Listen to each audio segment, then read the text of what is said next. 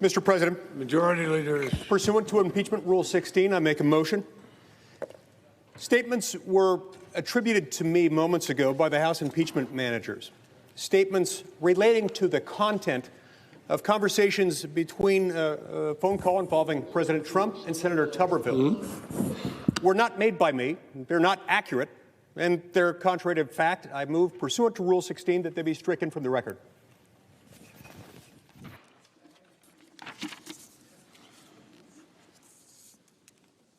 Pursuant to Senate Resolution 47, Section 4, parties' presentations are not limited to the record provided for in Section 1 of that resolution.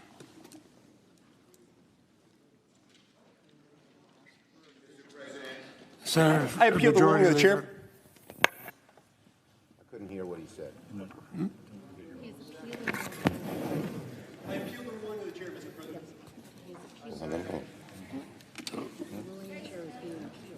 Mr. President, Mr. President, right here, we might as well hear clearly what the ruling of the chair was. So if you would repeat that. Of course, I will. And pursuant to Senate Resolution 47, Section 4, the parties' presentations are not limited.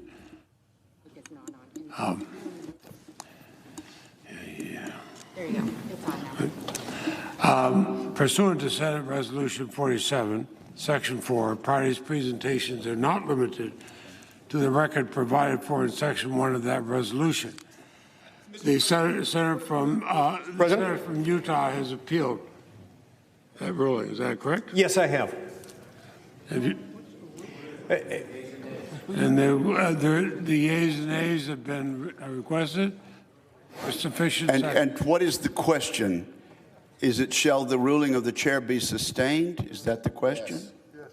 Yes. It is whether the ruling of the chair with respect to No. And what, may I ask, is the ruling of the chair? My point was not about whether it's appropriate for them to make characterizations. My point was to strike them because they were false. The question is whether the ruling of the chair that Senate Resolution 47 applies to this situation is correct. The question is whether Senate Resolution 47, Section 4, is correct. The parties' presentations are not limited to the record provided for in Section 1 of that resolution. Mr. President, that is not my motion. You've ruled on a motion. You've ruled on something that was not what I moved. What I asked was, statements were attributed to me repeatedly, as to which I have personal knowledge because I am the source. They are not true. I never made those statements. I asked that they be stricken. This has nothing to do with whether or not they're based on depositions, which they're not. It's simply based on the fact that I'm the witness. I'm the only witness. Those statements are not true, and I ask that you strike them. President. Let him rule. Mr. President. So what they're referring to was House impeachment manager David Cicilline, who was, it was before they played the Rudy Giuliani voicemail to Tommy Tuberville. This was on the phone call. It was based on a CNN report indicating that he called Mike Lee's cell phone. The president did. And then from there, then Mike Lee apparently handed the phone. This was according to David Cicilline's presentation. So this is basically the moment they're debating right now. We'll take you back. The yeas and nays have been asked. Yeah, the yeas and nays have been asked for. The yeas and nays have been requested. Let him explain. Please let him explain, Mr. President. Why is it false? What was not false? What was false about it? Mr. President, I ask unanimous consent to answer the senator's question. Debate is not in order under Senate Resolution 47, Section 4. Parties' presentation not limited to the record provided for in Section 1 of that resolution. And that has been appealed. The yeas and nays have been requested. The clerk will call the roll.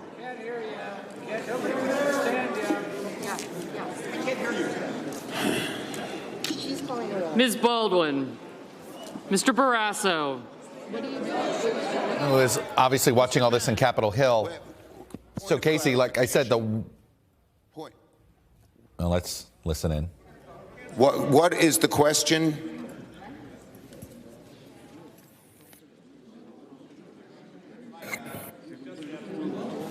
We're not allowed to here.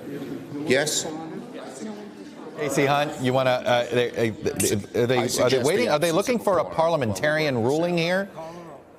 Chuck, this is all very confusing, and we're trying to sort through it right along with all of our viewers. The challenge here is that, and you summed it up nicely, what Senator Lee is objecting to, which is how this account of what happened on the day, this call from President Trump that had reportedly come in to Senator Lee. The issue here is senators are actually not allowed to speak on the floor during an impeachment trial. You may remember that from the last time we did this about a year ago. They are allowed to make motions. So I think what Schumer may have been referring to there as he was caught on that microphone is that they can't really have this conversation here. There is obviously some confusion on the dais on the part of Leahy, who is presiding, and potentially the parliamentarian as well. It's been difficult to decipher exactly which rule they are trying to sort out. And as you can see, the senators are now gathering around what is the majority leader's desk now in the Senate to try and figure this out. And that voice that you heard there was Senator Joe Manchin speaking up and saying that he wants an explanation for what exactly was false in the manager's presentation. The other piece of this, Chuck, that I can provide some backstory here. Again, I've said this earlier on in the day. We, as TV networks, are sharing limited spots in the galleries where you can watch these proceedings. And our pool reporter from ABC was in the chamber as Cicilline was making this presentation, and she was actually watching Mike Lee, and she reports that he started scribbling furiously on a pad. She could read from where she was, and again, it's pretty close, so it makes some sense here. She said she could read, "This is not what happened," on the piece of paper, and then he folded that paper into thirds and handed it to David Schoen, President Trump's lawyer, who then nodded in response and said yes. So clearly there's been some communication on this ahead of time. Mike Lee, I think we should remind everyone, is, Chuck, you know this well. He is somebody who focuses quite a bit on, I would say he's a stickler for the rules, if you will. He's a procedure guy. Yeah, he likes to find, yes, he digs into procedure. We'll just leave it at that, yes. Exactly, and he wants to, do everything exactly by the book here. He's somebody who would know, for example, all of these and they're arcane rules. I mean, they just are. They've been used very few times in history, but of course they've been used more often now. So they are clearly conferring there. It looks like Schumer is speaking with Jamie Raskin, and there's some back and forth with Senator Durbin. And Chuck, I'll send it back to you because it looks like we might get some more I here. was just going to say, it looks like, it's one of those cases in a normal trial. They might there'd be an objection. Somebody might withdraw that part. This obviously being a lot more complicated, and frankly, it's more complicated because Pat Leahy is harder to understand with a mask, when he's wearing a mask, Casey. No, he is. As we all are.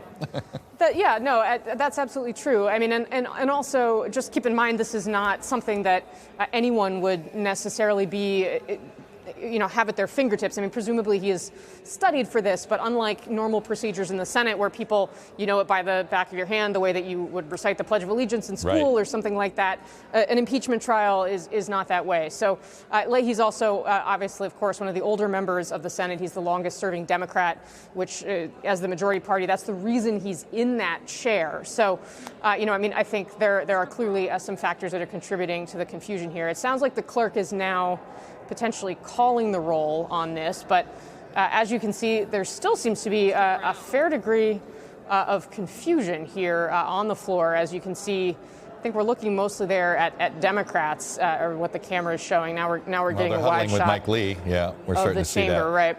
Yeah, no. So it looks like they are going to proceed to a vote on this ruling. There you see Schumer again speaking with Senator Lee. This is an exercise in looking at the back of people's heads. Yeah, I was just going to say the head nods at least indicate that they're going to come to some sort of resolution here. Indeed. If we're going to read some body language.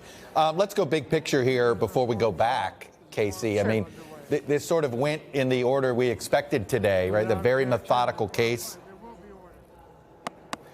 Oh, well, let's go back. Mr. President, we need order. Senate will be in order. Okay. Consent to officiate the appeal request that I made. Without, withdraw the request. Wait, before he withdraw. I withdraw the request for the yeas and nays. Without objection. Without objection. Okay, and I withdraw the quorum call and call on the manager, Mr. Raskin, for a brief statement.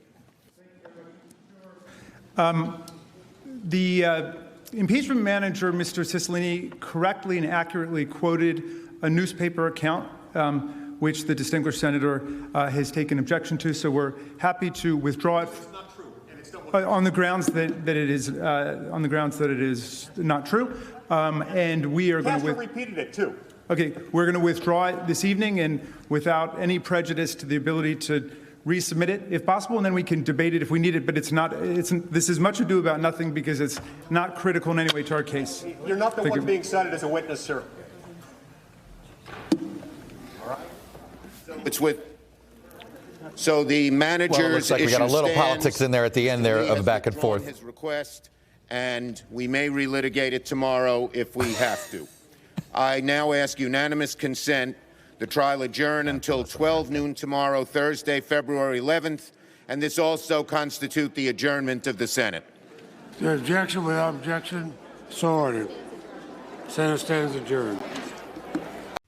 Hey, NBC News viewers, thanks for checking out our YouTube channel. Subscribe by clicking on that button down here and click on any of the videos over here to watch the latest interviews, show highlights, and digital exclusives. Thanks for watching.